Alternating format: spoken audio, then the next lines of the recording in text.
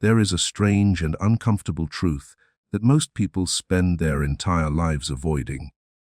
Two people can walk into the same room, holding the same title, carrying the same credentials, having read the same books and trained in the same schools, and yet one of them will be followed without question while the other will be quietly resisted, second, guessed, or simply ignored. Same knowledge, same position, same authority on paper, and yet wildly different outcomes in the way people respond to them. You have felt this before, even if you never put words to it. Think of a teacher who could silence a noisy classroom just by walking in, without raising their voice, without threats, without even speaking, and another teacher, just as educated, just as prepared, who could shout for 10 minutes and still lose the room. Think of two managers in the same company, same rank, same authority to assign tasks and approve decisions, yet one of them has a team that would walk through fire for them, and the other has a team that complies just enough to avoid trouble. Think of two parents, two coaches, two officers, two friends in a group who naturally becomes the one others turn to when things get hard. What is the difference? It is not intelligence. Plenty of brilliant people struggle to lead anyone, including themselves. It is not charisma in the flashy sense, because some of history's most influential leaders were quiet, even awkward in public, and yet commanded deep loyalty. It is not even experience, because some people with decades of experience never earn real influence, while others step into a room for the first time and somehow people sense, almost instinctively, that this is someone worth listening to. The difference lies somewhere deeper. It lives in the mind, in the way a person thinks, regulates themselves, relates to others, and carries responsibility. Leadership at its core is not a job description. It is not a badge, a corner office, a rank insignia, or a line on a business card. Those are merely the outer shells that society uses to mark where formal authority sits. But authority and leadership are not the same thing, and the moment you understand the difference between them, you begin to see the world completely differently. Authority is given. It can be assigned by an organization, inherited through a title, or granted by an election. Authority says, "You must listen to me because of my position." Leadership, on the other hand, is earned, moment by moment, through trust, consistency, character, and the way a person makes others feel about themselves and about what is possible. Leadership says, "I choose to listen to you because of who you are and what you represent." One can exist without the other. A person can have full authority and zero leadership. They may be obeyed out of obligation, but never truly followed. And a person can have zero formal authority and enormous leadership. Think of the person in a team who has no official rank, yet somehow becomes the person everyone quietly looks to when a decision needs to be made. This single distinction between being obeyed and being followed is the doorway into everything this audiobook will explore. Because what you are about to discover is that leadership is, above all, a psychological phenomenon. It lives in the mind of the leader, and it lives in the minds of the people who choose, consciously or unconsciously, whether to trust, follow, and commit to that person. History is filled with people who had every external advantage: money, status, military power, inherited thrones, and still could not hold the loyalty of those beneath them. And history is equally filled with people who started with nothing, no name, no resources, no official position, and still managed to gather entire movements around them simply because of how they thought, how they carried themselves, and how they made other people feel seen, safe, and inspired. So if leadership does not come primarily from position, where does it come from? It comes from inside. It comes from the mental architecture of the person, how they regulate their emotions under pressure, how consistent they are between what they say and what they do, how deeply they understand the people around them, and how clearly They can hold a vision of something better and communicate it in a way that makes others want to move toward it too. This is why some leaders can walk into chaos and instantly bring calm, while others walk into calm and somehow create chaos. This is why some people can deliver hard news and somehow leave their team feeling more united, while others deliver good news and somehow leave people feeling confused, anxious, or resentful. The difference is not the message. The difference is the mind behind the message. Over the next 2 hours, we are going to take apart this mental architecture, piece by piece. We will explore where the instinct to follow a leader comes from, tracing it back through evolution and the earliest organization of human groups. We will explore trust, what it actually is, how it is built, how it is destroyed, and why it functions as the real currency of all influence. We will look closely at 2 contrasting stories, one of a person who had every advantage of position, but never learned to lead, and one of a person who started with nothing but slowly, through their choices, became someone people would follow anywhere. We will explore emotional intelligence and why the ability to read and regulate emotion, your own and others, is one of the strongest predictors of who rises into real influence. We will examine how leaders think and decide under pressure when the stakes are high and the answers are unclear. We will look at vision and purpose and how leaders create meaning that pulls people forward instead of pushing them. We will study communication, not as a performance skill, but as a psychological act of connection. And finally, we will return to the most overlooked truth of all, that leadership begins long before there is anyone to lead. It begins with the relationship a person has with themselves. By the end of this journey, you will not see leadership the way you did before. You will start noticing it everywhere, in the small moments, in the quiet choices, in the way certain people carry themselves through difficulty. And more importantly, you will begin to notice it in yourself, the moments where you already lead, whether or not anyone has ever given you the title. Because here is the truth this entire audiobook is built around. Leadership is not something bestowed upon you by an organization, an election, or an inheritance. It is something that develops slowly and deliberately, inside the mind of a person who decides to take responsibility, for themselves first, and then for others. Let's begin at the very beginning, by asking a question that goes back further than any company, any government, any throne. Why do humans follow anyone at all? To understand why leadership exists, we have to go back long before offices, titles, governments, or even written language. We have to go back to small bands of early humans, moving together across unpredictable landscapes, facing threats they could not face alone. Predators, scarcity, rival groups, the simple unforgiving math of survival.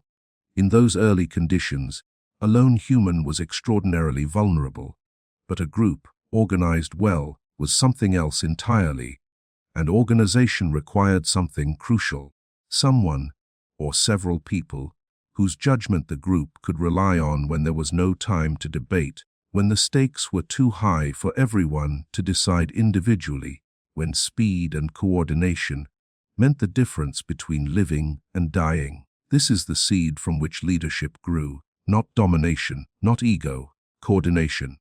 The earliest form of leadership was not about one person ruling over others for personal gain, though that distortion would come later, and often.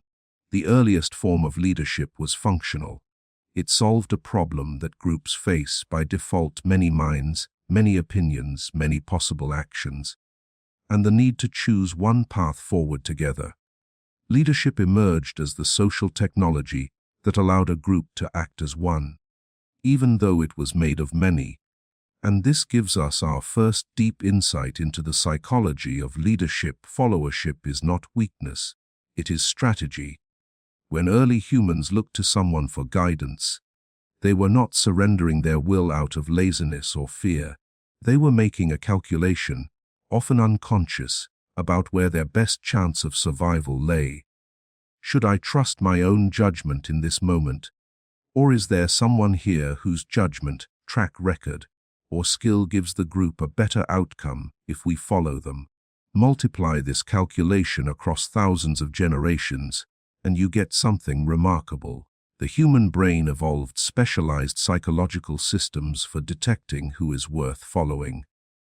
These systems are still running today, just as actively as they were tens of thousands of years ago, even though the threats we face have changed from predators to deadlines, and the groups we belong to have changed from hunting bands to companies, teams, families, and communities. When you walk into a new environment, a new job, a new classroom, a new social group, some part of your mind is automatically scanning. Who seems competent here? Who seems calm under pressure? Who do other people look to? Who can be trusted with information, with responsibility, with vulnerability? You are not necessarily doing this consciously, but you are doing it. Everyone is. It is one of the oldest pieces of social software the human brain runs, and it never stops running. This is why leadership cannot be faked for very long. The systems your brain uses to evaluate who is worth following are extremely sensitive to inconsistency. They are tuned by millions of years of evolutionary pressure to detect signals that someone's words and actions don't match. Because in ancestral environments, following the wrong person, someone whose judgment was poor or whose intentions were self-serving, could be fatal for the group. So the brain developed an early warning system for exactly this. We call it, in modern language, a feeling of distrust. But its function is ancient. It is the mind's way of saying, do not place your safety in this person's hands. Now here's something fascinating. Because this system evolved to manage small groups, typically somewhere between 30 and 150 people, the size of early human bands, it was never designed for the scale of the modern world, where a single leader might be responsible for thousands or millions of people they will never personally meet. And yet, remarkably, the psychological mechanisms haven't changed. People still evaluate leaders, CEOs, presidents, public figures, using the same emotional circuitry that once evaluated the person leading a hunting party. We still ask, on some deep, often unconscious level, does this person care about people like me? Do their actions match their words? Would they protect the group or sacrifice it for themselves? Can I trust their judgment when things go wrong? This is why scandals involving hypocrisy, a leader caught doing the opposite of what they preach, tend to damage trust far more severely than mistakes made honestly. The brain isn't just registering, this person made an error. It's registering, this person's signals cannot be trusted to predict their behavior, which, to the ancient parts of our mind, is one of the most dangerous things a leader can be. Understanding this evolutionary backdrop reframes everything. Leadership is not an artificial social construct invented by organizations to create hierarchy. It is a deeply rooted psychological relationship built on pattern recognition, trust calibration, and the human need for coordination that organizations later tried to formalize with titles, structures, and chains of command. But the formal structure was always just scaffolding around something older and more fundamental. The question of who people are willing to trust their judgment, their safety, and their effort to. This also explains why so many people in positions of authority struggle to actually lead. They have been given the scaffolding, the title, the office, the org chart position, but they have not earned the underlying psychological relationship. Their team may comply, because compliance is often required to keep a job. But compliance and followership are not the same thing. Compliance says, I will do what you ask because I have to. Followership says, I will do what you ask, and more, because I trust you, I believe in what we're building, and I want to. The gap between those two states, compliance and followership, is, in many ways, the entire subject of this audiobook, closing that gap for any person in any kind of leadership role, whether formal or informal, parent or manager, coach or community organizer, requires understanding what actually creates trust, what actually motivates people, and what actually changes how someone feels about following you. There's another layer to this evolutionary story worth exploring, the idea of earned versus assumed status. In early human groups, anthropologists have observed something consistent across vastly different cultures. There were generally two pathways to influence. One was what researchers sometimes call dominance, influence gained through intimidation, force, or the ability to punish. The other was prestige, influence gained through demonstrated skill, wisdom, generosity, or value to the group. Dominance-based influence works in a narrow sense. People will follow someone they fear, at least for a while, at least when they're being watched. But dominance-based influence has a fatal flaw. It requires constant enforcement, it breeds resentment, and the moment the dominant figure's power weakens, even slightly, the follower's loyalty evaporates, often replaced by relief or even retaliation. Dominance creates the appearance of leadership while actually creating fragile, brittle compliance that can collapse the instant conditions change. Prestige-based influence works completely differently. People follow a prestige-based leader because they want to, not because they fear the consequences of not doing so. This kind of influence tends to be stickier, more resilient, and, crucially, it tends to bring out better effort and creativity in followers, because people aren't operating from a place of fear, they're operating from a place of respect, trust, and shared purpose. Here is the uncomfortable truth for anyone who has ever tried to lead through intimidation, micromanagement, or fear of consequences. It might produce short-term results, but it is building on sand. The moment you're not in the room, the moment your power shifts, the moment people find an alternative, the structure you built collapses, because it was never trust. It was control, and control, unlike trust, does not survive your absence. This is why, throughout history, the leaders remembered with the most reverence, not just feared, but genuinely revered, long after their power had faded, or even after their deaths, were almost always prestige-based leaders. People who were followed not because they could punish disobedience, but because their judgment, character, and vision had earned a kind of psychological credit that outlasted their formal authority entirely. So when we ask the question, why do humans follow anyone at all? The deepest answer is this: humans follow because, somewhere in the architecture of the mind, following the right person has always been one of the most powerful survival strategies available, and the systems that evaluate who the right person is have been refined over countless generations to detect specific signals: consistency, competence, care for the group, and the ability to make good decisions under pressure. Which brings us to the foundation everything else in this audiobook will be built on.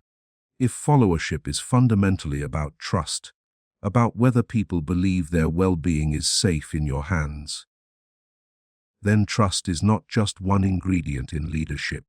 It is the ingredient. Without it, nothing else works. With it, almost everything else becomes possible. Let's explore what trust actually is, how it's built, how it's broken, and why it functions as the single most valuable currency any leader can hold. Trust is one of those words people use constantly without ever stopping to examine what it actually is. We say, "I trust her," or "I don't trust him," as if trust were a simple binary switch, either on or off.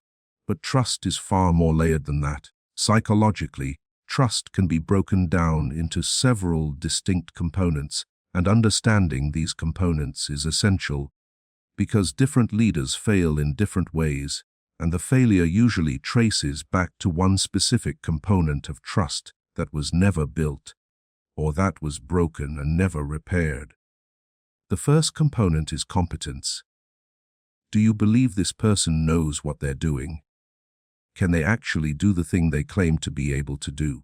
This is the most surface-level form of trust, and it's often the easiest to evaluate because competence tends to show up in results over time. A surgeon's competence shows in patient outcomes. A pilot's competence shows in safe landings. A manager's competence shows in whether the team's work actually moves forward under their guidance, or whether things quietly fall apart despite their confident instructions.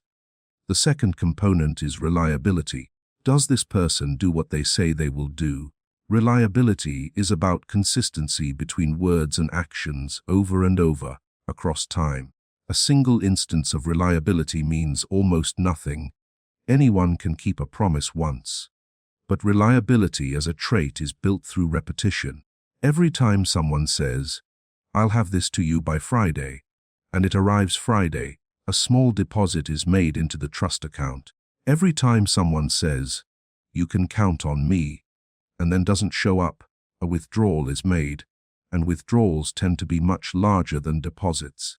This asymmetry is crucial to understand. A trust is slow to build and fast to destroy, because the psychological cost of being let down by someone you relied on is far greater than the benefit of having your expectations simply met.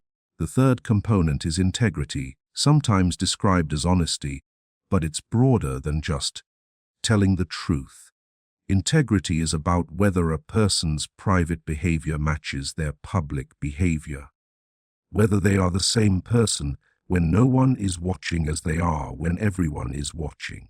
This is perhaps the component most closely tied to that ancient psychological alarm system we discussed earlier, the one tuned to detect hypocrisy. When people discover that a leader behaves one way publicly and another way privately, saying one thing to your face and something different behind your back, preaching values they themselves don't practice, the damage to trust is often catastrophic and very difficult to repair, because it doesn't just create doubt about that one behavior. It creates doubt about everything. If they lied about this, what else have they lied about? The fourth component is benevolence. Does this person care about my well-being or only about their own? This might be the most psychologically powerful component of all, because it determines whether people interpret a leader's actions charitably or suspiciously. If people believe a leader genuinely cares about them, they will extend enormous grace. They will assume good intent even when a decision is unpopular, because they trust that the leader is trying to do right by them, even if this particular outcome is difficult. But if people believe a leader is purely self-interested, even good decisions get interpreted with suspicion. What's the real reason behind this? Becomes the constant undercurrent of every interaction. And once people are constantly looking for hidden motives, genuine influence becomes almost impossible, because every word is filtered through doubt. Here's what's fascinating about these four components: competence, reliability, integrity, and benevolence. They don't operate independently. They interact, and often in surprising ways. A leader who is highly competent but low in benevolence can still be followed, but usually out of necessity rather than loyalty. People stay because they need the results this person can produce, not because they want to be near them. The moment a better option appears, loyalty evaporates. On the other hand, a leader who is high in benevolence but low in competence creates a different problem. People may genuinely like and care about this person, but they hesitate to follow their judgment on important matters, because being liked is not the same as being trusted with consequential decisions. The leaders who generate the deepest, most resilient followership are the ones who manage to combine all four. People believe they're skilled. They believe they're consistent. They believe they're honest even when it's uncomfortable. And they believe, crucially, that this person has their back. When all four are present, something remarkable happens psychologically. People stop constantly monitoring the leader for signs of danger or self-interest, because their nervous system has effectively concluded, this person is safe. And when people feel safe with a leader, an enormous amount of mental energy that would otherwise be spent on vigilance, self-protection, and political maneuvering becomes available for something else entirely: actual work, creativity, collaboration, and growth. This is one of the most underappreciated effects of trust. It is not just a nice to have that makes work environments more pleasant. It is a resource multiplier. Teams led by high trust leaders consistently outperform teams led by low trust leaders, not because the people are smarter or more talented, but because less of their cognitive and emotional capacity is being consumed by self-protection, second-guessing, and office politics. Trust, in other words, doesn't just feel good. It makes people and groups functionally more capable. So how is trust actually built, moment to moment, in real interactions? The honest answer is slowly, through accumulation, and often invisibly. Trust is built less through grand gestures and more through what researchers sometimes call small moments of truth, the countless tiny interactions where a person reveals, in a small way, whether they can be relied upon. Did they remember what you told them last week? Did they follow through on a small commitment, even when no one would have noticed if they hadn't? Did they give you credit for an idea, even when they could have taken it for themselves? Did they tell you something difficult honestly, instead of letting you find out the hard way? Each of these small moments is a data point, and the human mind is constantly, often unconsciously, aggregating these data points into a running assessment. Is this person safe to rely on? This is why consistency matters so much more than intensity. A leader who is warm and generous 9 times out of 10, but cold and dismissive the 10th time, especially under pressure, will often be remembered far more for that 10th time than for the other 9. This isn't fair in a sense, but it's how trust works psychologically because of that asymmetry we discussed. Negative information about reliability carries more weight than positive information because the brain treats "this person might let me down when it matters" as more important to remember than "this person usually comes through." This has an enormous practical implication for anyone trying to build trust as a leader. The moments that matter most are not the easy moments. They're the difficult ones. The moments of pressure, conflict, scarcity, or temptation, when it would be easier to cut a corner, deflect blame, or protect yourself at someone else's expense. These are the moments people remember. These are the moments that either confirm or shatter the story people are building in their minds about who you really are. And this brings us to perhaps the most important insight about trust. It is not built primarily through what you say about yourself. It is built through what people observe you doing, especially when you think no one is paying attention, and especially when doing the right thing costs you something. Anyone can say, "I value honesty," or "I care about this team," but trust is built when someone delivers difficult, honest feedback, even though it would be easier to stay silent. When someone takes responsibility for a mistake that they could have blamed on someone else. When someone keeps a confidence, even when sharing it would have made them look better in the moment. Now let's talk about how trust is broken, because understanding the destruction of trust is, in some ways, even more important than understanding its construction, simply because the consequences are so much larger and the repair process so much harder. Trust breaks in 2 fundamentally different ways, through a single dramatic violation or through slow erosion. A dramatic violation is the kind of event everyone recognizes. A leader caught lying about something significant, betraying a confidence, taking credit for someone else's work in a visible way, or behaving in a moment of crisis in a way that reveals self-interest over the well-being of the group. These violations are clear, identifiable, and often become defining moments in how a person is remembered. Before and after the violation become almost two different relationships. Slow erosion is quieter and in some ways more insidious because it's harder to point to any single moment as the problem. It happens through an accumulation of small inconsistencies, promises that are slightly late, slightly broken, slightly forgotten, praise that feels slightly hollow, feedback that's slightly avoided, decisions that slightly favor the leader's convenience over the team's needs. None of these, on their own, would destroy trust.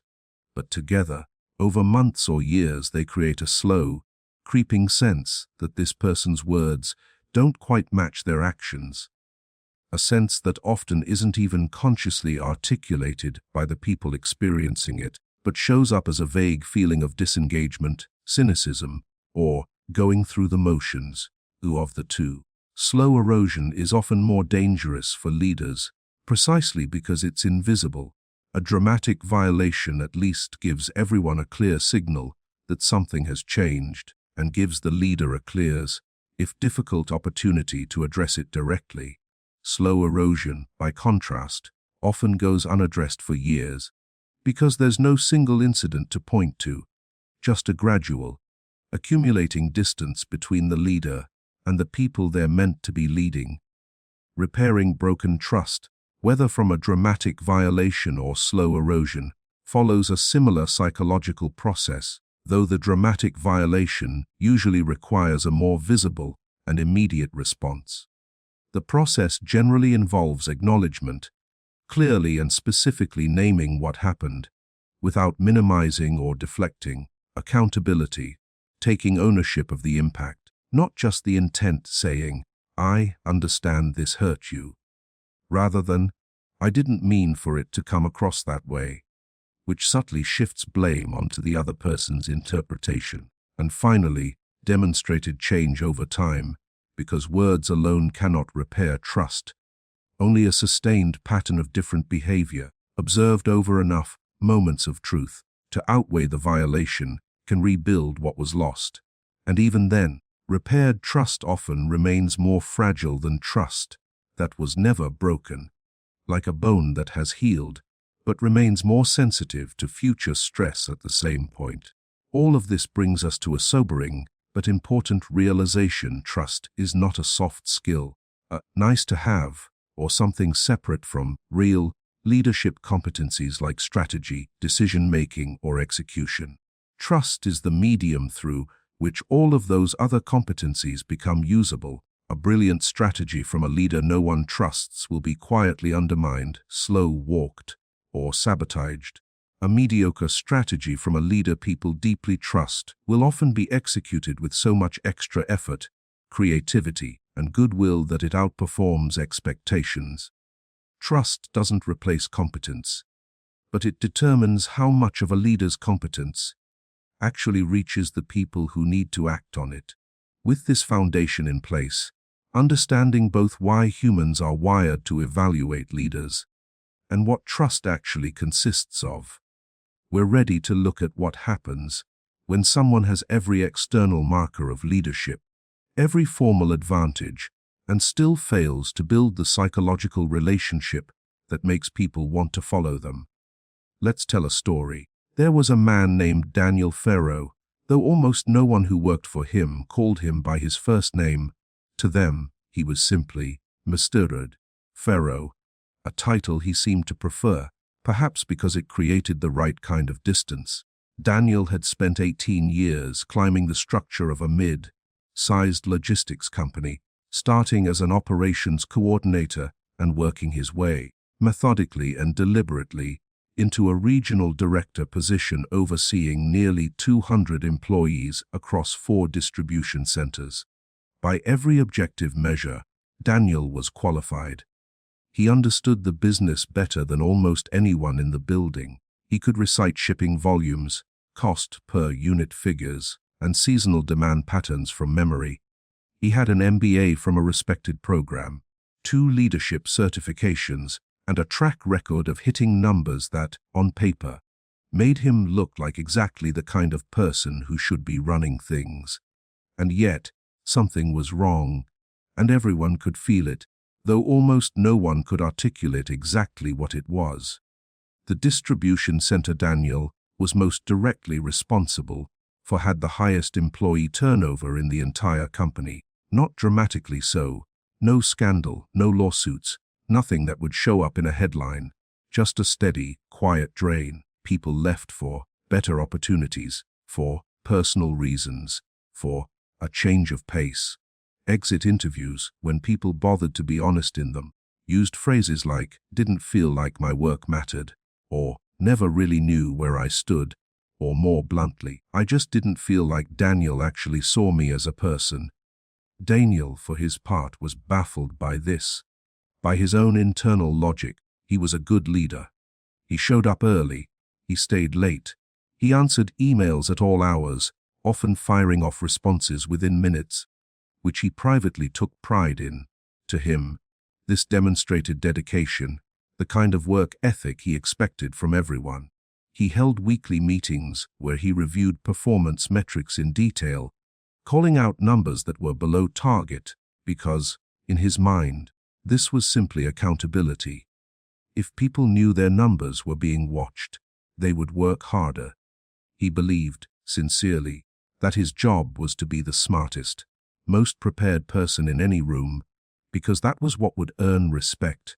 He had, after all, earned his position through hard work and competence.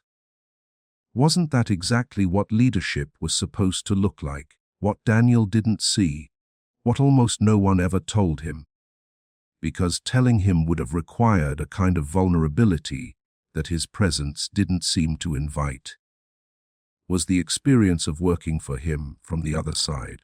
His team experienced something quite different from accountability. They experienced a kind of low-grade, constant vigilance. Meetings with Daniel were not collaborative, they were inspections. Numbers that were below target were named, individually, in front of the group, not with cruelty, exactly, but with a flatness that somehow felt worse than anger would have. "Sarah, your center's fulfillment rate dropped 2 points. We need to understand why."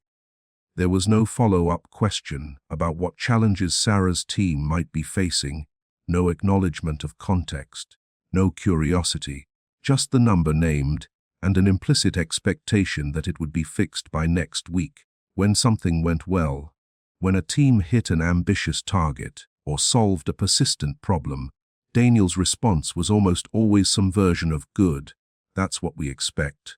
Not unkind, exactly, but also not warm. The message, received again and again over months and years, was unmistakable, even though Daniel never said it directly. Meeting expectations is invisible, and falling short is visible. There is no version of this job where you are seen for doing well. Only a version where you are seen for not doing well enough. Daniel also had a habit, which he was completely unaware of taking over conversations the moment they touched on a topic he knew well, which, given his experience, was almost everything.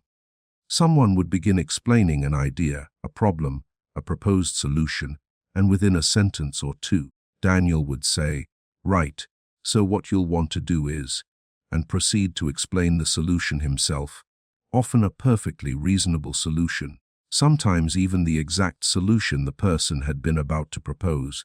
He believed he was being helpful, sharing his expertise, saving time, preventing mistakes.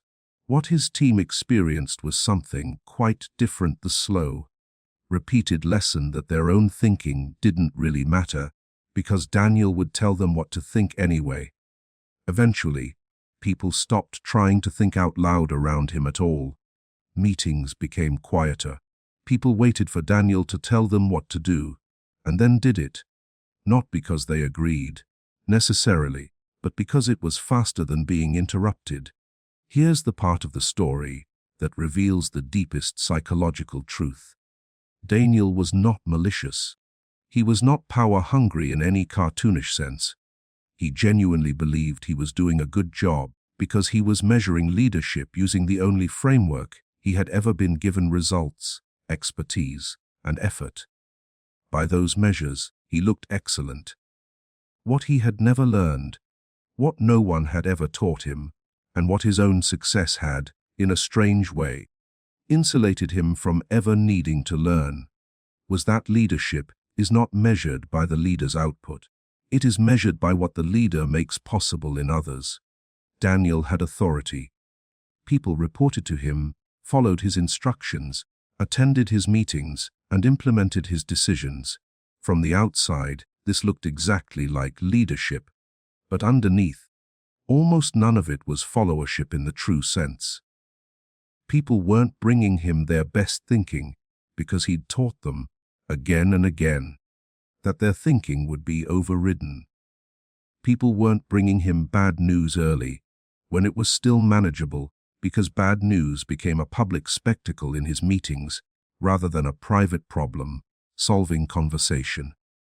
People weren't going above and beyond, because going above and beyond was invisible, while falling short was guaranteed to be noticed. And so, slowly, Daniel's center became exactly what his psychology had, without his ever intending it, created.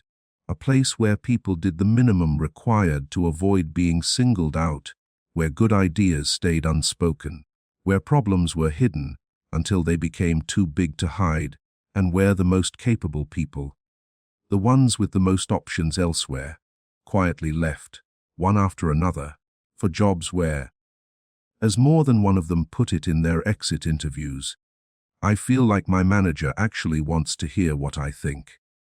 Daniel never understood why this kept happening. He attributed it to the market, to this generation's lack of loyalty, to people not wanting to work hard anymore. He doubled down on what had always seemed to work for him: more oversight, more detailed performance reviews, more demonstrations of his own expertise, and each of these responses made the underlying problem slightly worse, because each of them reinforced the exact dynamic that was driving people away. The tragedy of Daniel's story isn't that he was a bad person. It's that he was a person whose formal authority was never matched by psychological leadership, and he never knew the difference existed, because his authority was real enough to keep things technically functioning, just well enough that the deeper problem never became a crisis serious enough to force him to look at it.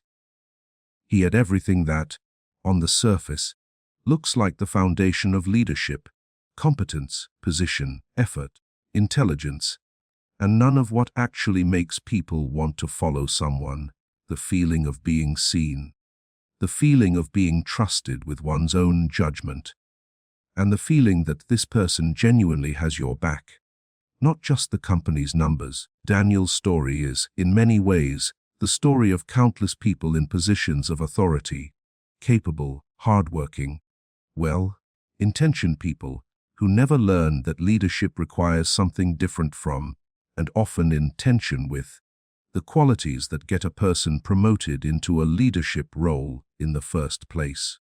Being excellent at your job and being excellent at helping other people be excellent at theirs are not the same skill, and the transition between them, the transition Daniel never made, is fundamentally a psychological transition, not a technical one.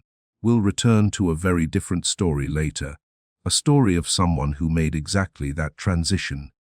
But first, we need to understand the psychological skill that Daniel was missing most of all, the skill that sits at the very center of the gap between authority and leadership: emotional intelligence. Emotional intelligence is one of those terms that has become so common it risks losing its meaning. Tossed around in job postings and self-help articles until it sounds like just another box to check. But strip away the buzzword, and what's left is something genuinely foundational to how leadership functions psychologically. At its core, emotional intelligence consists of a handful of related capacities: the ability to recognize your own emotions as they arise, the ability to understand what's driving those emotions, the ability to manage and regulate your emotional responses rather than being controlled by them, and the ability to recognize and respond skillfully to the emotions of others. Why does this matter so much for leadership specifically? Because leadership happens almost entirely in the space between people, in conversations, in decisions that affect others, in moments of conflict, disappointment, celebration, and uncertainty. And in all of these moments, emotion is present, whether or not anyone names it. A leader who cannot read what's happening emotionally in a room, who cannot sense that a team is anxious beneath their polite agreement, or that an employee's quietness in a meeting reflects discouragement rather than simple focus, or that their own frustration is starting to leak into their tone in a way that's making people defensive, is operating with a kind of blindness, even if their technical judgment is excellent. Let's start with self-awareness, because it's the foundation everything else is built on. Self-awareness, in the context of leadership, means having an accurate, honest relationship with your own internal state, knowing when you're anxious, frustrated, defensive, insecure, or overconfident, and knowing it in the moment, not just in hindsight. This sounds simple, but it's surprisingly rare, because most people's emotional reactions happen faster than their conscious awareness of them. By the time you notice you're angry, you may have already said something sharp. By the time you notice you're anxious, you may have already made a decision driven by that anxiety rather than by clear judgment.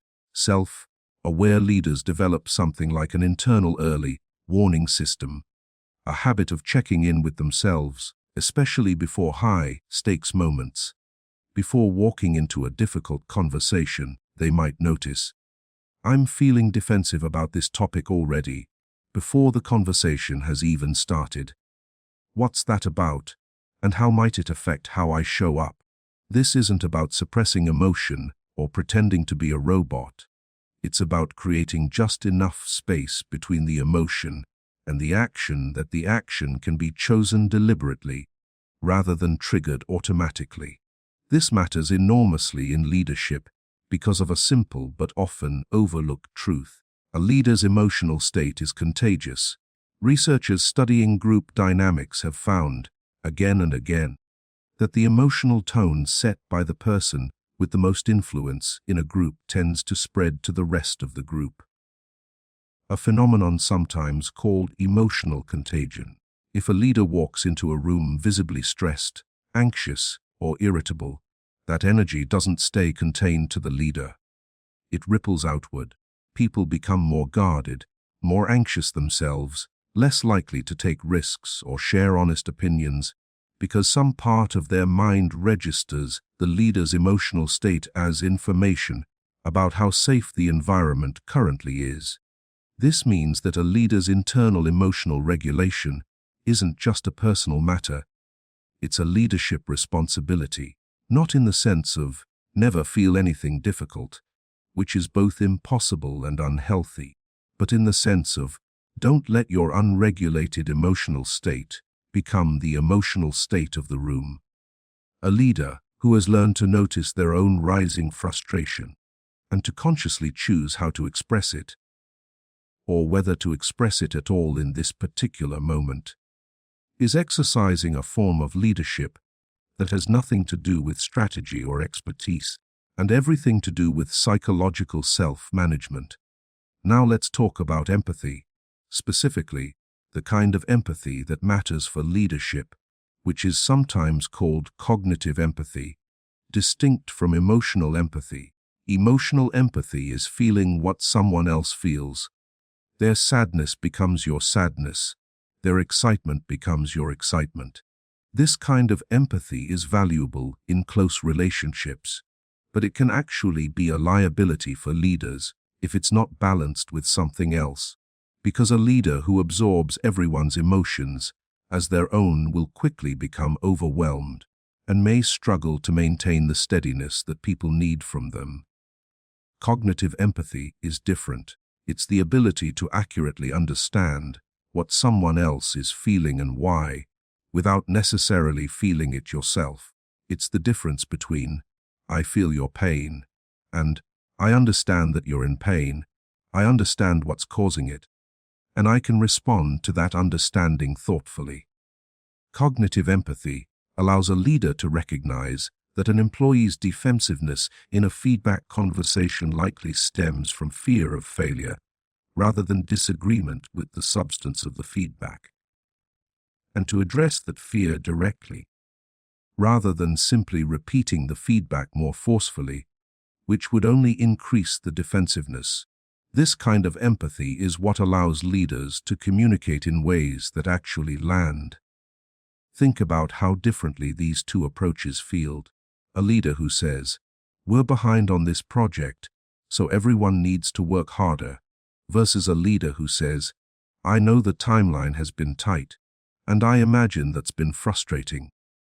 Especially with everything else on your plates, let's talk honestly about what's realistic and what support you need. The first approach might be factually accurate, but it ignores the emotional reality of the people receiving it, and as a result, it often produces resentment rather than renewed effort. The second approach acknowledges the emotional reality first, which, paradoxically, often makes people more willing to engage with the practical reality because they don't feel like their experience is being dismissed. This connects to one of the most important and most counterintuitive findings in leadership psychology. People are far more willing to accept difficult truths, hard decisions, and challenging feedback from someone they believe understands and cares about them than from someone they believe doesn't. The content of the message matters less than people often assume. What matters more is whether the message is delivered in a way that signals, "I see you, I understand this is hard, and I'm telling you this because I respect you enough to be honest, not because I don't care about the impact on you." This is why two leaders can deliver the exact same piece of difficult news. A project is being cancelled, a role is being restructured, a deadline is non-negotiable, and one of them leaves their team feeling respected and motivated, while the other leaves their team feeling dismissed and resentful. The difference isn't the news. It's the emotional intelligence with which the news is delivered. Whether the leader has done the work beforehand of understanding how this news will land and has shaped their delivery accordingly. Let's also talk about emotional regulation under provocation, because this is where emotional intelligence is tested most severely and where its absence is most visible. Almost anyone can remain calm, empathetic, and thoughtful when things are going well. The real test comes when a leader is challenged, publicly disagreed with, criticized, blindsided by bad news, or confronted with someone else's anger or frustration. In these moments, the instinctive human response is often defensive, to justify, to counterattack, to minimize, or to withdraw. Leaders with strong emotional regulation have learned to create a pause, sometimes just a second or two, between the provocation and their response. In that pause, several things can happen. They can notice their own immediate reaction without acting on it. They can consider what's actually being communicated, separate from how it's being communicated, and they can choose a response that serves the situation rather than a response that simply discharges their own emotional reaction. This doesn't mean never expressing strong emotion.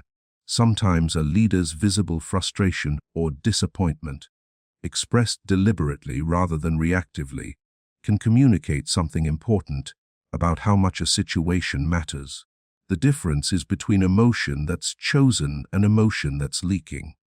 A leader who has decided, "I want this team to understand how seriously I take this issue, so I'm going to be direct about my concern," is doing something very different from a leader whose frustration simply spills out because they didn't notice it building until it was too late to contain.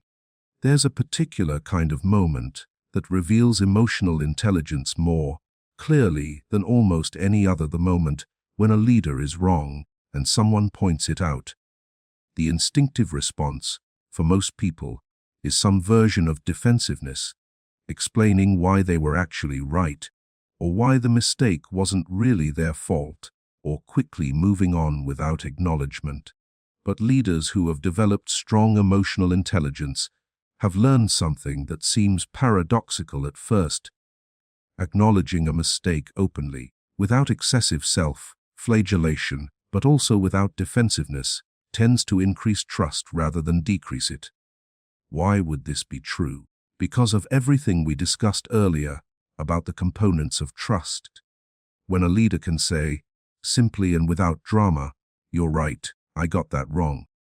Here's what I'm going to do differently," it provides powerful evidence of integrity, that this person's relationship with the truth is more important to them than their ego.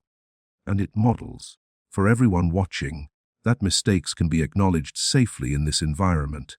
This, in turn, makes it more likely that other people will acknowledge their own mistakes early, before they become larger problems, because they've seen that doing so doesn't result in punishment or humiliation, even when it's the leader doing it.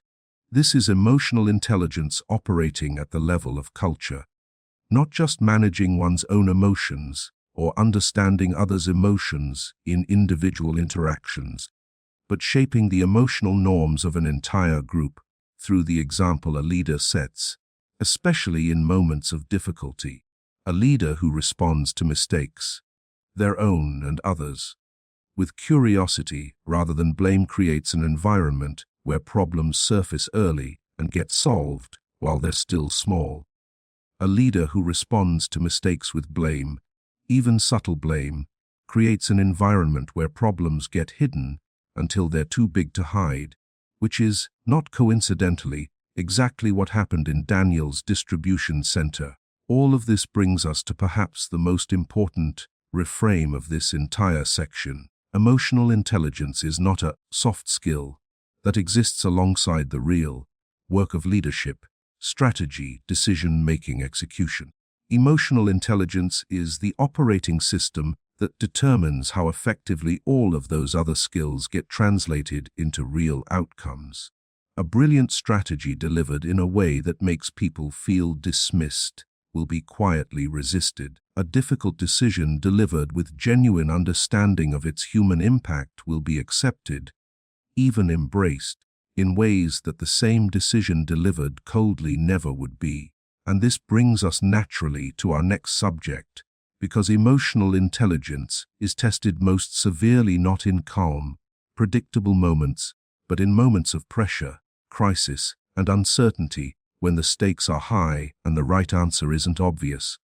How leaders think and decide under these conditions reveals perhaps more about their psychological makeup than anything else. Let's explore that now. When everything is going smoothly, almost any leadership style can appear to work. It's only when conditions become difficult, when information is incomplete, time is short, emotions are running high, and the consequences of being wrong are serious, that the underlying psychological architecture of a leader becomes fully visible. Pressure doesn't create character, it reveals it. And few things reveal character more clearly than how a person makes decisions when they cannot be certain they're making the right one. Let's start by examining what actually happens psychologically when humans are under pressure.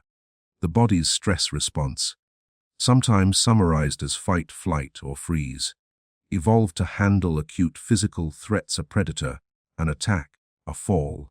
In these situations, the stress response is extraordinarily useful. It floods the body with energy, narrows attention to the immediate threat, and prepares for rapid physical action. But most of the pressures leaders face today aren't physical threats. They're complex, ambiguous, often slow-moving situations. A project falling behind, a key team member quitting unexpectedly, a market shift that threatens the business, a conflict between two people whose collaboration is essential. The stress response doesn't really distinguish between predator is about to attack and I just received an email that's going to make tomorrow very difficult. The same physiological cascade activates, and the same narrowing of attention, the same pull toward rapid action, the same difficulty thinking flexibly. Even though these situations almost always benefit from the opposite, broader perspective, more flexible thinking, and often more patience before acting. This creates what we might call the central paradox of decision, making under pressure the situations that most require clear, expansive thinking are precisely the situations in which our biology makes clear, expansive thinking hardest to access. Leaders who don't understand this paradox often make their worst decisions exactly when the stakes are highest. Not because they're incapable, but because they're operating with a nervous system that's working against the kind of thinking the moment actually requires. So what distinguishes leaders who decide well under pressure from those who don't? It's not that they don't feel the pressure. Everyone does. It's that they've developed specific psychological practices that create space between the pressure and the decision. The first of these practices is something we might call separating the signal from the alarm. When pressure hits, two things happen almost simultaneously. There's the actual information, what's happened, what the implications are, what options exist, and there's the emotional alarm, the surge of urgency, fear, or adrenaline that says, act now, act now, act now. Leaders who decide well under pressure have learned to notice the alarm without immediately obeying it. They might think internally, something like, okay, I'm feeling a strong urge to respond to this right now. That urgency is real, but it's not necessarily the same thing as the situation actually requiring an immediate response. Let me check. Does this genuinely need to be decided in the next 5 minutes, or does it just feel that way? This single question, does this genuinely need to be decided right now, or does it just feel that way, is one of the most powerful tools in a leader's psychological toolkit, because it's surprising how often the answer is, it just feels that way. Many decisions that feel urgent in the moment can actually tolerate an hour, a day, or even longer of additional thought, and that additional time, even if brief, often dramatically improves the quality of the eventual decision, simply by allowing the initial alarm to settle enough for clearer thinking to become accessible. Of course, sometimes decisions genuinely do need to be made immediately. A safety issue, a rapidly escalating conflict, a closing window of opportunity. In these cases, leaders who decide well under pressure rely on something different: pre-decided principles. Rather than trying to reason through a complex situation from scratch while under acute pressure, which, as we've discussed, is exactly when reasoning is hardest. These leaders have already thought through, in calmer moments, what principles will guide their decisions when things get difficult. If we ever have to choose between hitting a deadline and compromising safety, safety wins, always, no exceptions, no discussion. If a team member makes an honest mistake, my first response will be to understand what happened, not to assign blame. If I'm not sure whether to communicate difficult information now or wait, I'll choose to communicate it now, because people deserve to know what I know about things that affect them. These pre-decided principles function like guardrails. They don't make the decision for the leader. The specific situation still has to be assessed, but they constrain the range of acceptable responses, which dramatically reduces the cognitive load of the in-the-moment decision. Instead of asking, "What should I do?" a question that, under pressure, can spiral into anxious deliberation, the leader is asking, "Given my principles, what does this situation call for?" A much narrower, more manageable question. There's another psychological practice worth examining: the relationship leaders have with uncertainty itself. Many people experience uncertainty as deeply uncomfortable, almost as a problem to be solved as quickly as possible, even if solving It means making a decision before there's enough information to make it well, simply because making any decision feels better than sitting with the discomfort of not knowing. Leaders who navigate uncertainty well have developed a different relationship with it. They've learned to tolerate the discomfort of, "I don't know yet," without rushing to escape it. This doesn't mean indecisiveness. It means recognizing the difference between productive uncertainty, where waiting allows better information to emerge, and unproductive uncertainty, where waiting only prolongs discomfort without improving the decision. The skill is in telling these apart, and that skill, again, comes back to the question we discussed a moment ago. Is there something to be gained by waiting, or am I just avoiding the discomfort of deciding? This tolerance for uncertainty has a crucial second-order effect. It's contagious, just like emotional state in general. A leader who can sit with, "We don't know exactly how this is going to play out yet, and here's what we're doing to find out," calmly, without panic, gives everyone around them permission to do the same. A leader who cannot tolerate uncertainty, who needs to project false confidence or force premature decisions just to escape the discomfort of not knowing, communicates, often unintentionally, that uncertainty itself is dangerous, which makes everyone around them more anxious, more reactive, and often, paradoxically, worse at handling the very uncertainty the leader was trying to resolve. Let's also talk about a specific trap that catches even experienced leaders under pressure: the sunk cost trap, intensified by stress. When a decision isn't working out, a strategy isn't producing results, a project is behind, an approach isn't solving the problem it was meant to solve, there's tremendous psychological pressure to keep going, to push harder in the same direction, because changing course feels like admitting the original decision was wrong, and admitting that feels, especially under pressure, like a kind of failure. But here's what's interesting. The leaders who are best at avoiding this trap aren't the ones who never make decisions that turn out to be wrong. Everyone does, eventually. The leaders who avoid this trap are the ones who have separated their identity from their decisions, who can hold the thought, "This decision I made isn't working," without thought becoming, "I'm a failure," or "Everyone will think less of me." When a leader's sense of self-worth isn't entangled with being right, changing course becomes simply a practical update, not a psychological crisis, which means it can happen faster, before the costs of staying the wrong course accumulate further. This is, in many ways, a return to the theme of self-awareness we explored earlier, applied specifically to decision-making.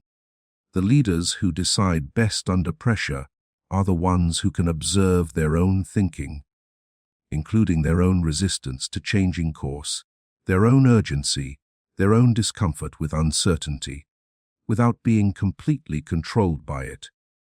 They've developed, through practice, a kind of internal observer that can say, "I notice I really don't want to change direction right now, and I also notice that's probably because changing direction would feel like admitting I was wrong, not because the evidence actually supports staying the course."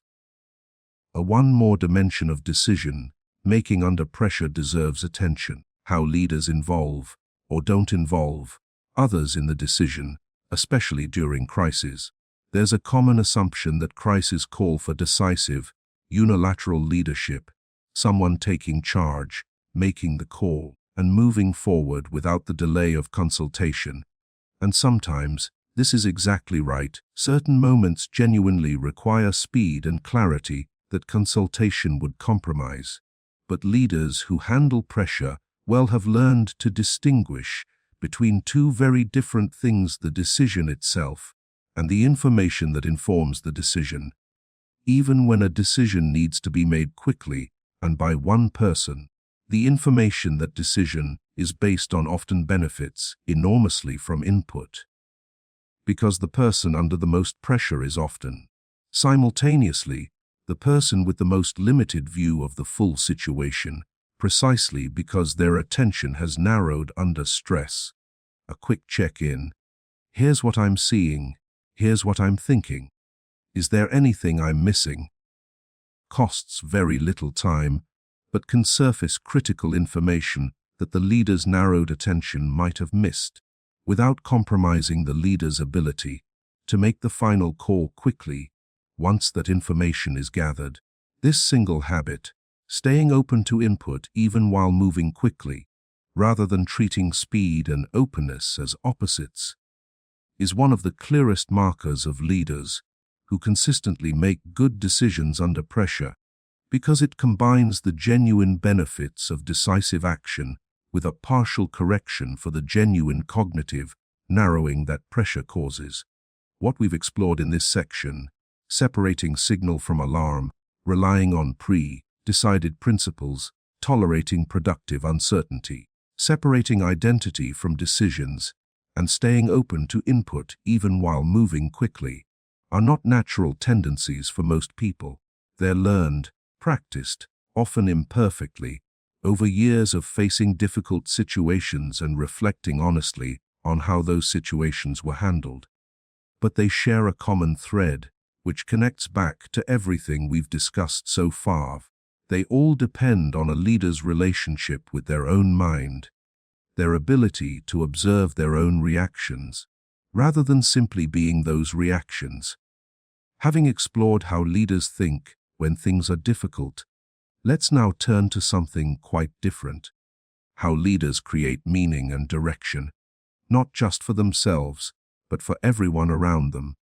This is the realm of vision and purpose, and it's where leadership shifts from being primarily about navigating problems to being about pointing toward something worth working for. There's a question that, when you ask it of any group of people working together, reveals an enormous amount about how that group experiences its work. Why are we doing this? Not the surface level answer, because it's our job, or because the deadline is Friday, but the deeper answer: what is this work for? What changes in the world, or for someone, because we did this well? In groups led by leaders who have a genuine sense of vision and purpose, people can usually answer this question, even if imperfectly, even if they've never been asked it directly. There's some shared sense, however loosely held, of what the work connects to: a customer's experience, a problem being solved, a standard being upheld, something beyond the immediate task. In groups led without this sense of vision, the answer to "why are we doing this?" tends to be empty. People are doing the work because it's the work, full stop, with no sense of what it adds up to. This difference might seem abstract, even unimportant. After all, the tasks themselves might be identical, but the psychological experience of doing those tasks is profoundly different, and this difference shows up in measurable ways: in effort, in creativity, in resilience during setbacks, and in whether people experience their work as meaningful or merely as something to get through. Why does this matter so much? Because of how the human mind relates to effort. Effort that feels connected to something meaningful is experienced very differently from effort that feels disconnected from any larger purpose, even when the physical or mental exertion involved is identical. This isn't simply a matter of attitude or positive thinking. It reflects something real about how motivation works. Humans are not purely transactional creatures, doing exactly the minimum required in exchange for exactly the compensation offered.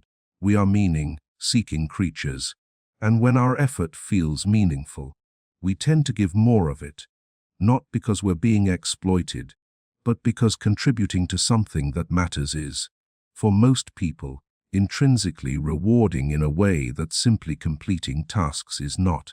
This is where vision comes in, and it's important to understand what vision actually is, psychologically, because the word gets used loosely. Vision is not a slogan. It's not a mission statement printed on a wall that no one reads after the first week. Vision in the psychological sense that matters for leadership is a clear, vivid, emotionally resonant picture of a future state that doesn't yet exist, combined with a credible sense that the work being done now is genuinely connected to creating that future. Notice the two parts of that definition, because both matter. A vision needs to be vivid enough to be emotionally resonant. Abstract goals like increase efficiency or improve customer satisfaction rarely move anyone because they don't paint a picture of anything. They're just numbers wanting to be different numbers. But a vision also needs to be credibly connected to the actual work. A vivid, inspiring vision that feels completely disconnected from what people are actually asked to do day to day doesn't inspire, it just creates cynicism. Because people can tell, often very quickly, when the vision being presented to them has nothing to do with the reality of their daily experience. The leaders who create genuine vision tend to do something specific. They connect the immediate, often mundane details of the work to the larger picture, explicitly and repeatedly, in ways that feel honest rather than forced. They don't just say, "Our mission is to help people," once in an onboarding document, and then never mention it again. They find ways, in ordinary moments, to draw the connection, not as a motivational speech, but almost as a simple observation. That report you put together is going to be what the team uses to decide where to focus next quarter, which means, in a real way, you're shaping what we work on next. I know this process feels tedious, but I want you to know, when this goes wrong, it's the customer who feels it first, and getting it right is genuinely part of why people trust us. These aren't grand pronouncements. They're small, frequent reminders that connect the dots between effort and meaning. And over time, these small reminders do something that no single inspiring speech ever could. They make the connection between effort and meaning feel like simply how things are around here, rather than something that has to be specially invoked. There's a deeper psychological layer to vision worth exploring. The difference between a vision that's about the leader and a vision that's about something larger than the leader, something the leader is also part of, but doesn't own. Visions that are fundamentally about the leader, even if they're framed in inclusive language, tend to have a subtle but important limitation. They position everyone else as instruments for achieving the leader's goal. I want to build the best team in the company. Sounds inclusive, but notice the structure. It's the leader's team, achieving the leader's goal, and everyone else's role is to help with that. This kind of vision can still be motivating, especially for people who genuinely admire the leader. But it has a ceiling, because ultimately, it's not really their vision. They're contributing to someone else's, visions that point towards something larger than the leader. A problem worth solving, a standard worth upholding, a group of people worth serving, create a fundamentally different relationship. Everyone, including the leader, is in service of something beyond any individual person. This doesn't diminish the leader's role. In fact, leaders who can articulate and embody this kind of vision often become more central to a group's sense of identity, not less, because they're seen as the person who understands and lives what the group is really about. But it changes the psychological position everyone occupies. Instead of helping the leader achieve their goals, people experience themselves as contributing alongside the leader to something we all care about. And contribution feels fundamentally different from assistance. It's a difference between being used and being part of something. This connects to a concept worth naming directly: ownership. People work differently, more creatively, more resiliently, with more initiative, when they feel ownership over what they're doing, as opposed to feeling like they're simply executing someone else's plan. And vision, when it's done well, is one of the primary mechanisms through which ownership gets created. because a shared sense of purpose gives people a way to make decisions and exercise judgment that doesn't require constant direction from above. If everyone genuinely understands what the work is for, then when an unexpected situation arises, something the leader hasn't specifically addressed, people have a basis for figuring out what to do, because they can ask, given what we're trying to achieve here, what makes sense? Without that shared understanding, unexpected situations require someone to go ask the leader, which not only slows everything down but also reinforces, again and again, the message that judgment belongs to the leader and execution belongs to everyone else.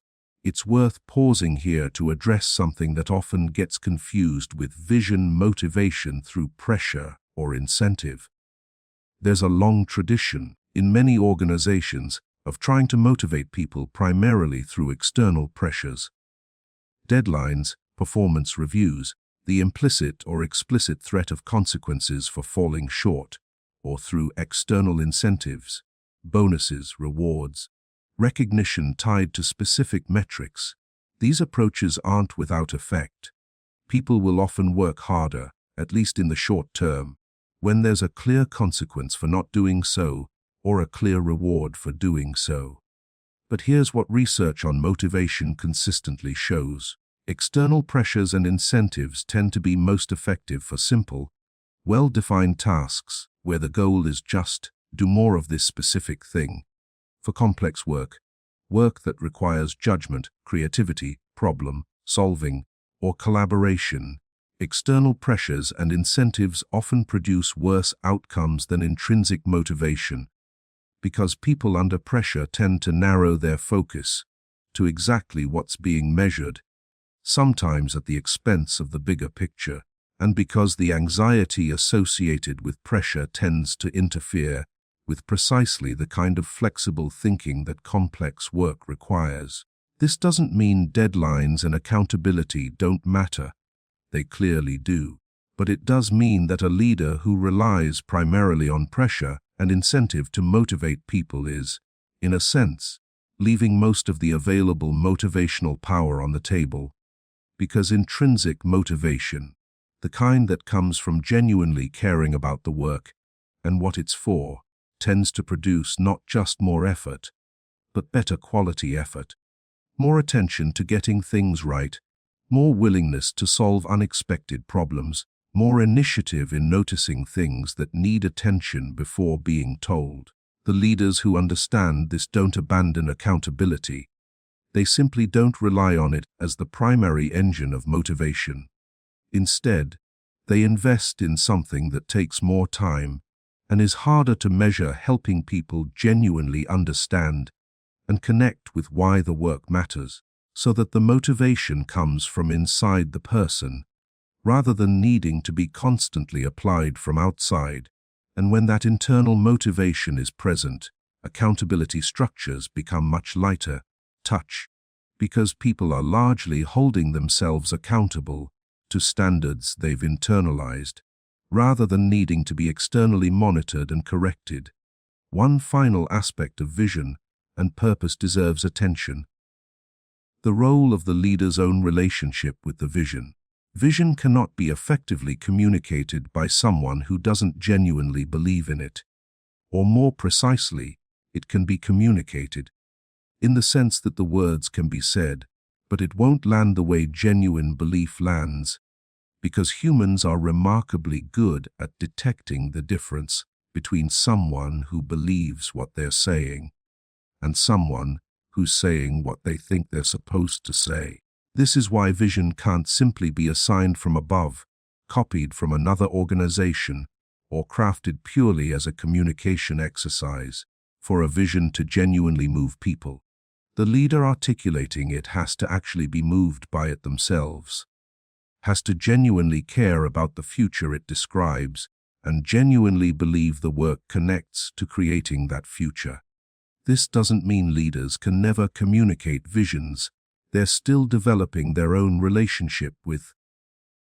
But it does mean that the work of vision, for a leader, isn't just the work of crafting the right words. It's the deeper work of clarifying for themselves what they actually believe the work is for.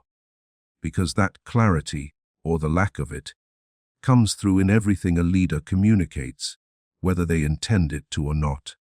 We've now explored vision and purpose as a psychological force that shapes motivation, ownership, and meaning. But vision, no matter how genuine or well developed, has to actually be communicated, and how it's communicated turns out to matter almost as much as what's being communicated.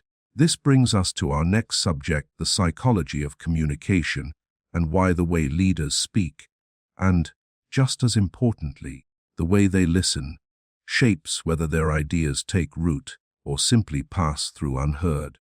If you observe leaders who are widely regarded as exceptional communicators, you'll notice something that might surprise you.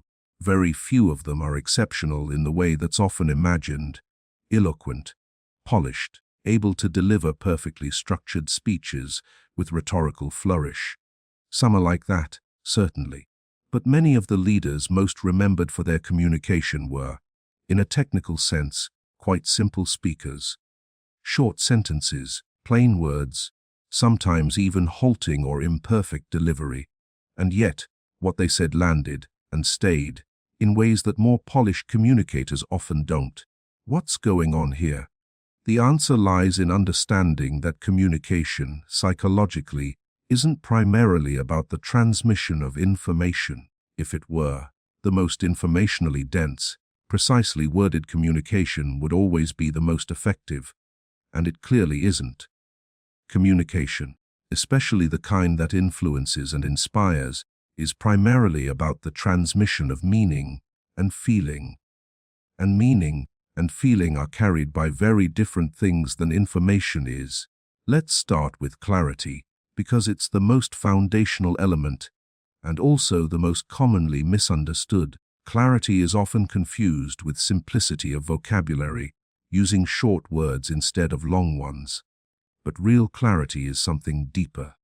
It's the absence of ambiguity about what's actually being communicated at every level, not just the words themselves, but the intention behind them, the priority being signaled, and what's expected to happen as a result. Unclear communication often isn't unclear because of complicated language.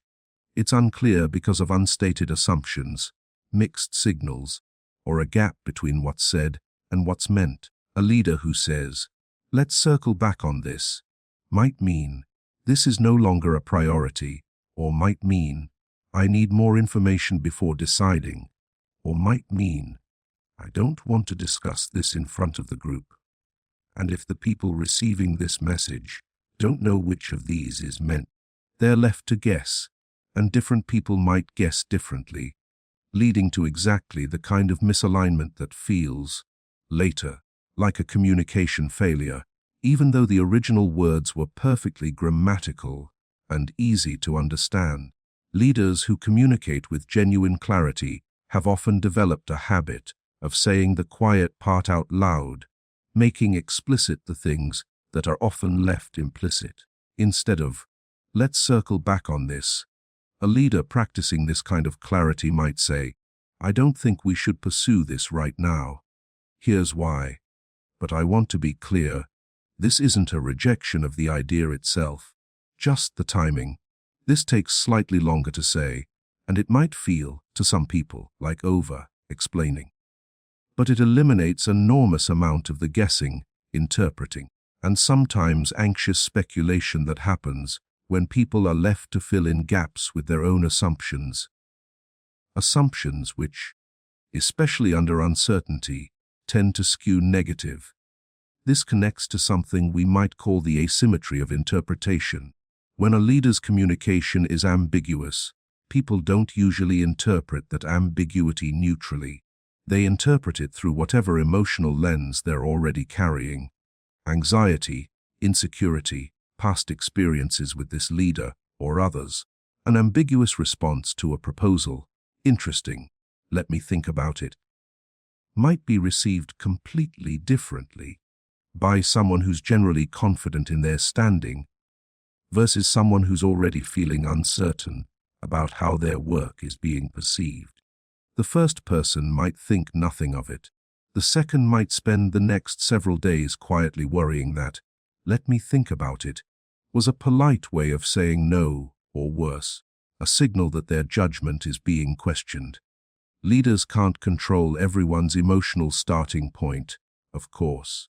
But understanding this asymmetry helps explain why clarity matters so much, especially in moments that could be interpreted multiple ways. Clarity isn't just about efficiency. It's about not leaving space for anxiety to fill in the blanks with worse stories than the truth. Now let's talk about storytelling and why it's not just a nice rhetorical device, but reflects something fundamental about how human cognition processes information. Humans did not evolve to process abstract statistics or bullet-pointed lists of facts. We evolved to process stories, sequences of events involving people, with causes and consequences, with stakes and outcomes.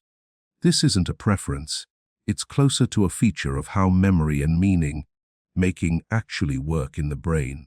This is why a leader who says, "Our error rate increased by 12% last quarter, primarily due to process gaps in the handoff between teams," while perfectly accurate, often lands with far less impact than a leader who says, "Last month, a customer's order got lost between two teams because each team assumed the other one had handled it. And that customer waited 3 extra weeks for something that should have taken 3 days." That's the kind of gap we're trying to close. The second version contains less precise information, but it contains something the first version doesn't: a concrete situation that people can picture, that has an emotional shape. Frustration, waiting, a real person affected, and that connects an abstract statistic to something that actually matters. This doesn't mean data and statistics don't matter. They're often essential for understanding the scope and trends of a situation.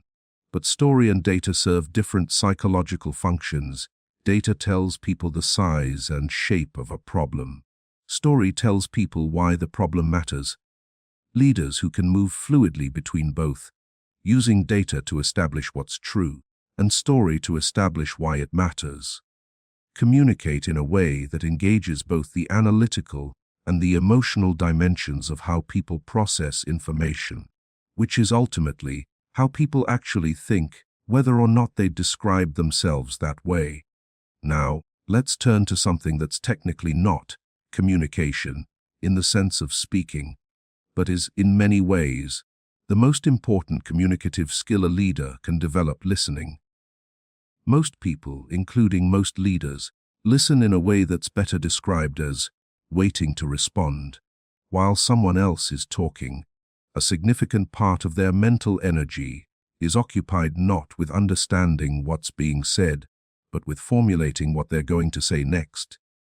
Their response, their counterpoint, their related story, their advice. This kind of listening isn't completely useless. Some information does get through, but it's a degraded form of listening, because the listener's attention is divided between understanding the other person and preparing their own contribution.